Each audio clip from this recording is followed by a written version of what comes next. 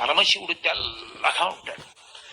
అసలు పరమశివుడు ఎందుకంత తెల్లగా ఉంటాడంటే మూకశంకరులు దెప్పిపొడిచారు. అసలు అలాంటి ఆలోచన ఆయనకి ఎలా వచ్చిందో నేను ఆశ్చర్యపోయాను. ఆయన ఒక శ్లోకంలో ఒక అద్భుతమైన మాట అన్నారు. అమ్మవారి చిరునవ్వు చూశాట శివుడు. ఎంత తెల్లగా ఎంత స్వచ్ఛంగా ఉంది నా భార్య ఆ నవ్వు అని. అప్పటి నుంచి ఆయనకి తెలుపు మీద వ్యామోహం మొదలై నివాసాన్ని తీసుకెళ్లి తెల్లని వెండికొండ మీద పెట్టుకున్నాడు.